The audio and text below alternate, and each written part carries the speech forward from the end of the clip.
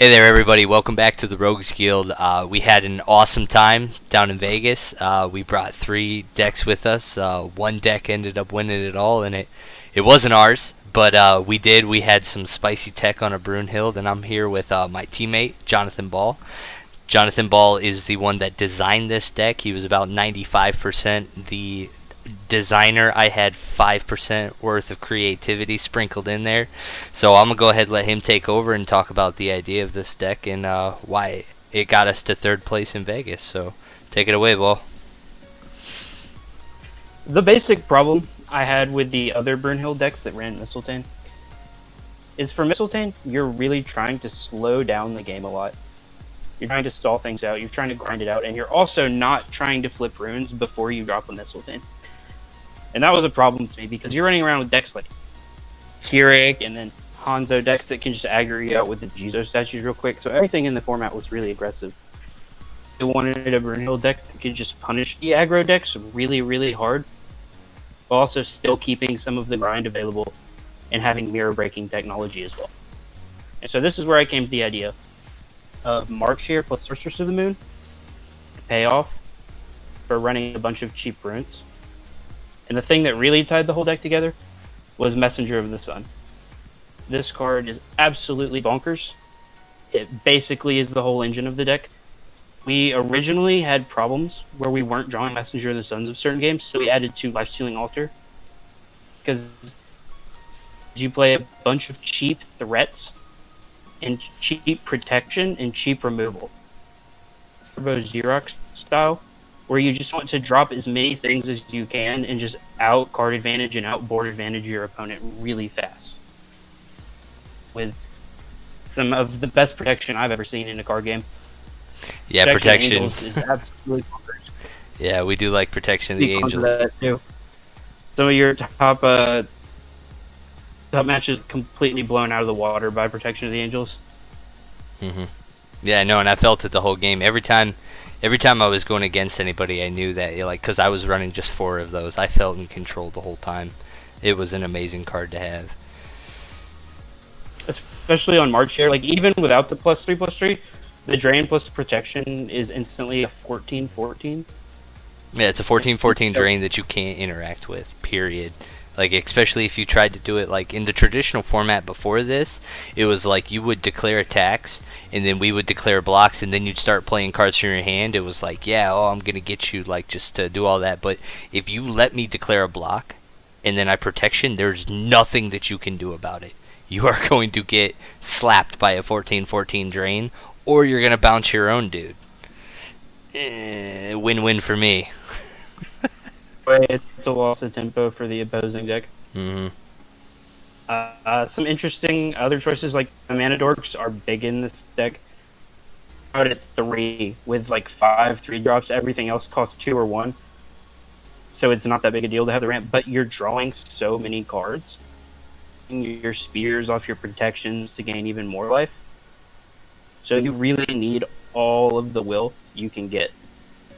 Especially early. The Mana Dorks were absolutely huge. Oh yeah. Especially early. So What we ended up. Good. Yeah, so what we ended up finding out was as we were, we wanted to extend we wanted to ramp early, not so that we could play bigger stuff. In the Mistletoe deck, they want to ramp to get to her faster.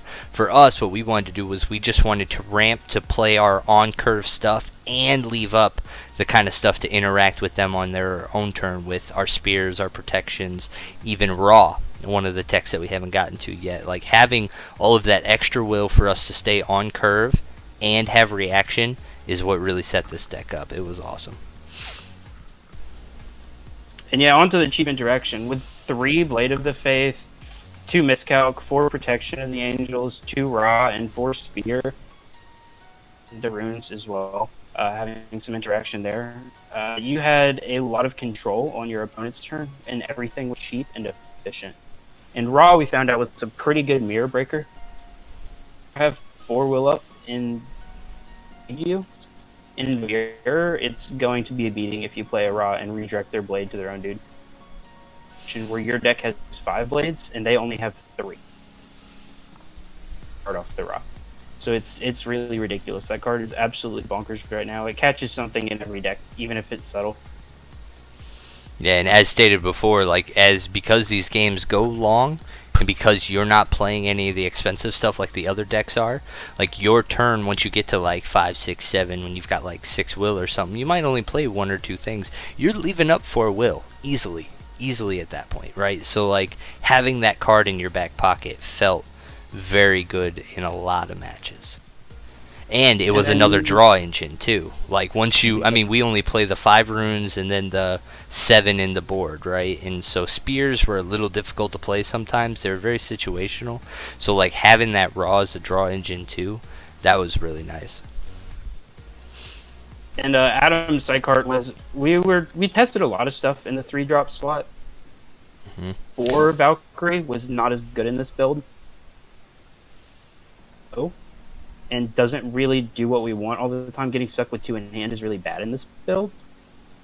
Split up, like Valkyrie and Mercy is obviously insane, but it's not as insane when you're not looping things like the Mistletoe build does, right? Yeah, and we played 0 Orphica, so like the main target for the air was the Orphica to abuse that, but for us, the air just ended up feeling like, alright, so you killed the messenger, you killed the sorceress, I'm just going to bring it back. It was just kind of like a really late game 3-drop, get 2 resonators. Like there wasn't any real abuse with it, so yeah, moving it down to 3 was the smart call there for us. And then Adam's sidecart shores up a lot of matchups, surprisingly. You just sit on Adam's sidecart and protect it, and we have 4 protections, and every other person we played didn't. It just won the mirror by itself for me. Yep. When I played the mirror that day. Yeah, one of the things that we had found in testing, and especially against Hanzo, is there was a certain play line in order for you to stick, and you want to stick the Adam before the Winds of Salvation play is live. But in order to do that, you also had to survive a Ruin Story play. So for us, we actually set up the deck, and one of our rune spots was set up for this too, where we actually put the Ring of Legend in there. Is we were set up to play Dork on turn 1, and then go into like a C-cart on turn 2 if we had the Energize or something along those lines, turn 3 if we were on the play. And we would leave up the will in order to save the Dork when they would try to go rapid fire me, and then that would leave us with the 2 resonators on board and them not being able to have a Ruin Story play at that point anymore. It was absolutely reasonable to Protection of Angel a Dork to stop yourself from being Ruin Story. Yeah, that too. Ring of Legend or the Protection of the Angels. Like that play line early was amazing because then they didn't have the interactions. They couldn't stop anything. You're going to build a board after that turn, so like Ruin Story is completely off. You just had to get past that one turn, and now the only way they're stopping your Atom is with Lorites. So yeah, the deck was kind of set up knowing, because we've play tested that enough, we knew that that interaction was there, and we had a way to protect it, and it proved very useful. I ended up beating my teammate on Hanzo 2-0 because of that play line. Yeah, the 2 miscalcs, it's just, again, more cheap interaction, especially that people will be like, oh, it's okay, but you definitely want it because things will go to swinging, and if you catch someone off guard with a miscalc, blow out Jizo statues and Hanzo after they've wasted their fair spells on your Ra, your Spear, the Valkyries, the good bait, you can just miscalc after that. Yep, yeah, I found myself, I think, in the Kirik match, what I ended up doing was I chased a play dead with a miscalc. Because I declared a block, Protection of the Angels, he was going to play dead or bounce it back to his hand. It was one of those two, I don't remember, and then I just had a miscalc in hand, and I'm like, actually, no, we'll kill it. And so, like, card advantage was super in my favor. He didn't get the reanimation, he was tapped out, and, like, my next turn was huge turn card sideways, and it was like just because I had an extra 1-drop answer into my hand, and it felt good in a lot of matches. Honestly, it's another answer for Jizos when they get online and you're just sitting there and you're like, alright, yep, 12-12, 14-14's coming my way, and odds are they've actually already gotten rid of their barrier rune whirlwind technique, because you're Blade of Faithing so early in the game. So like their protection on the Jizos is pretty gone by the time you end up miscalking. So that felt awesome too. stones real quick. So we originally were on 4 Magic Stone of Hope, 4 the Mana Dork, and then 3 Magic Stone, or only 2 Magic Stone of Faith. But we quickly found that against skill, Magic Stone of Faith is like your best friend. Just can't, like, all of your really relevant stuff, they just can't cancel it at all. So it's just gonna stick. It's really gross. Yeah, and it made it really easy for us when we actually took out the Flourishing Hopes from the main. One of the things that we were originally running was we were running 2 Flourishing Hopes in the main, and I think it was in replace of the Acolyte of the Sun is what we ended up doing there. But in order to justify that swap, we ended up switching one of our runes to the Ring of Legend. So for us, it was like a guaranteed Ring of Legend in the rune deck was the equivalent of 2 Flourishing Hopes in the main. There weren't a lot of situations where I felt like I was flipping my ruler or really doing Burgeoning Despairs to get the value out of that card. So like that swap was really good. Then once we made that swap, we didn't really need the black anymore to do the flip of the rune to get it to a black-white. So going to the Magic Stone of Faith was actually a pretty easy call at that point. So. Yep. And then into the rune deck. So one of the bigger controversies that people have been asking me about the deck is why no Master Rune and why the Blade Faith in the rune deck. So the blowing up a board for 3 is really undercosted, because they don't really work in this format and in this deck in particular. This deck is very aggressive. It is a tempo deck. You will sometimes have no board state, control, grind game with like 1 dude on the field, and then you'll suddenly drop like 2 sorcerers and have 12 flying power. Immediately your opponent's on the back foot. So you don't really want to be blowing up your board in this kind of deck because you have a board state a lot of the time. Blade of Faith, every game guaranteed. It's so good against aggro. Hanzo especially. Because against Hanzo, in Keurig, you will A, for your board wipe, or B, they're just going to cancel your board wipe for 0, so you just never want to play it anyway. Really get a tempo play on a spear or on an actual blade that's important. You have to use the 3-drop Master Rune against Hanzo. Good against the best decks of the format, so we decided to go with Blade of Faith. Yeah, in layman's terms, like literally in testing, we were holding on to that rune for a really long time, and it just felt like a safety blanket. It was just like that thing that you have gotten used to, and it's comfortable, and you're like, oh no, I'm losing my board state. Oh, I'm gonna wipe everything. But seriously, if you've ever played the deck, when you make the switch from that Master Rune to the Blade of Faith, it goes from driving a Ford Focus to a Lexus very quickly. The deck is so smooth once you get off that 3-drop Master Rune. Feels amazing. And it's actually very difficult now to go back. And so it'll be interesting going forward if we end up trying to go back to that 3-drop rune, but I don't think we will. It's just, it feels so good without it. It definitely does. I completely agree with that. And then we have 2 free runes. So Iron Jar Summons is really good. We have Acolyte of the Sun to help bait Sandstorms if they don't have the Sandstorm. And then Messenger of the Sun is another human as well.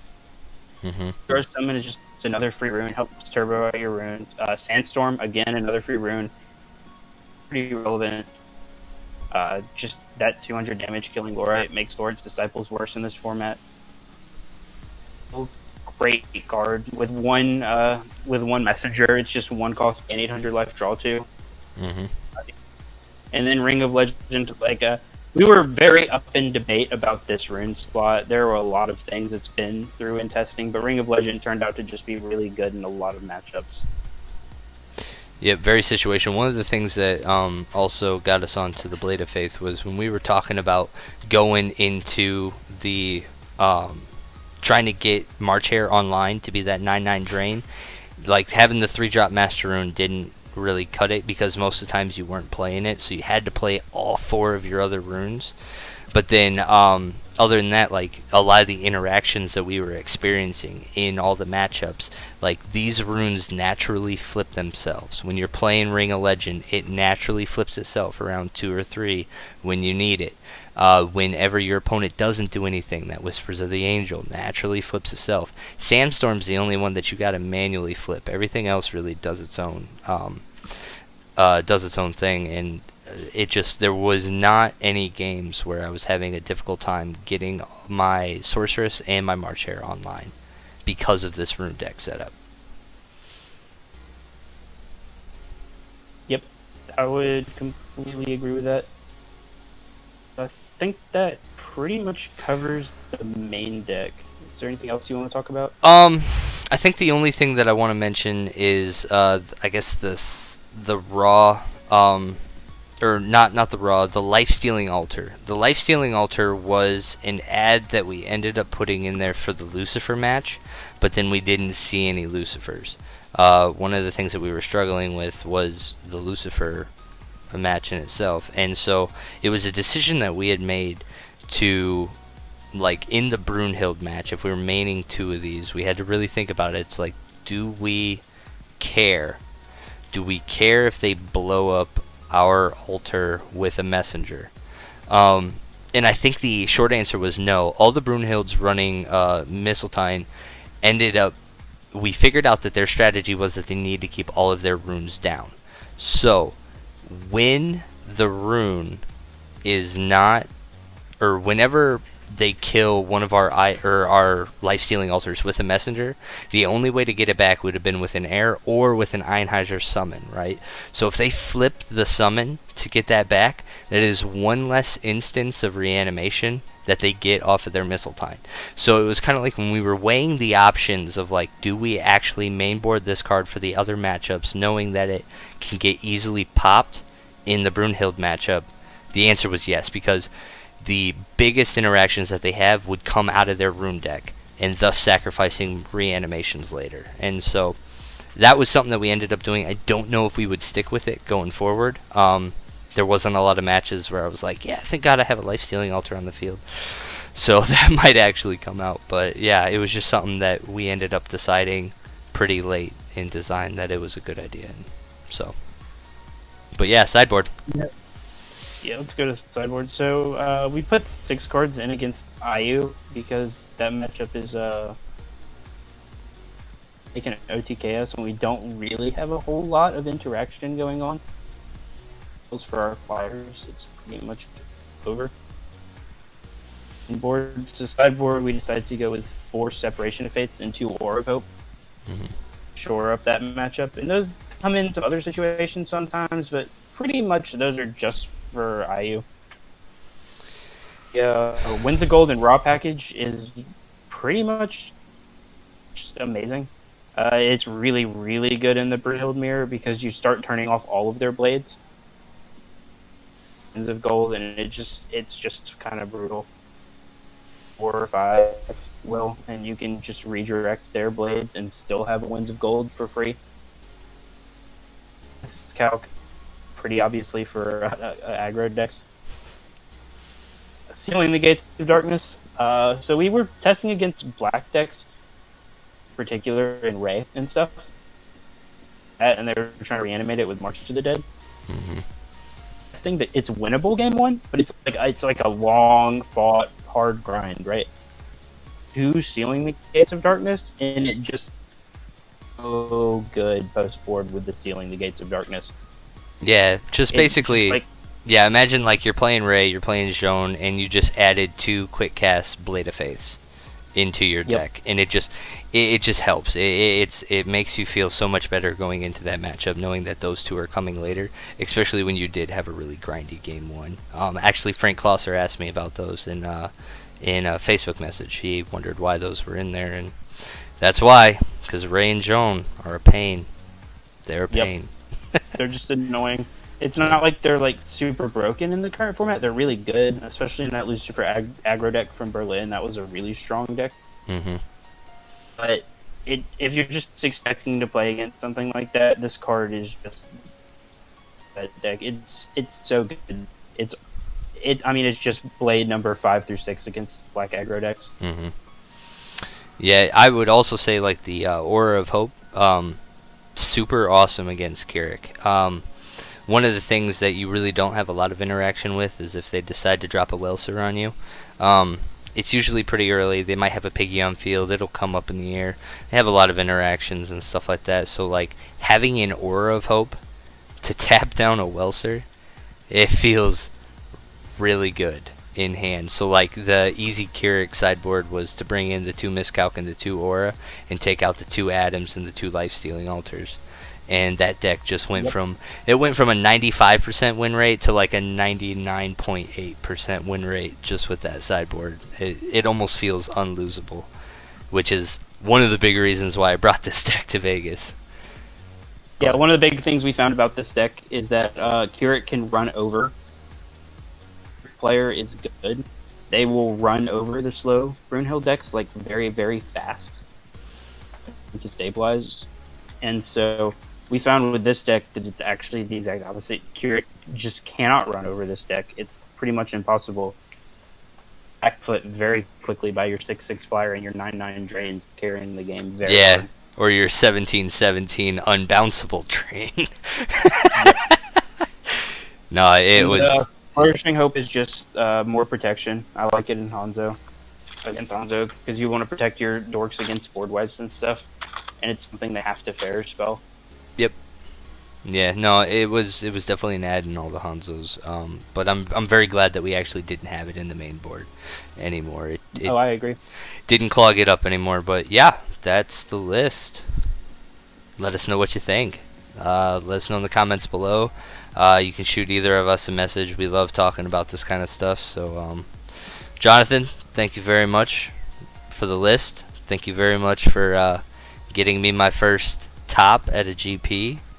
I very much appreciate it. The deck felt wonderful while I was playing it, and man, I can't wait to see what more stuff we create. Oh yeah, the deck is a ton of fun to play. If you guys get or may be confused about its strategy, just feel free to shoot a question, post a comment. Sounds good, guys. Alright, we appreciate you stopping by, and we'll see you guys next time, alright?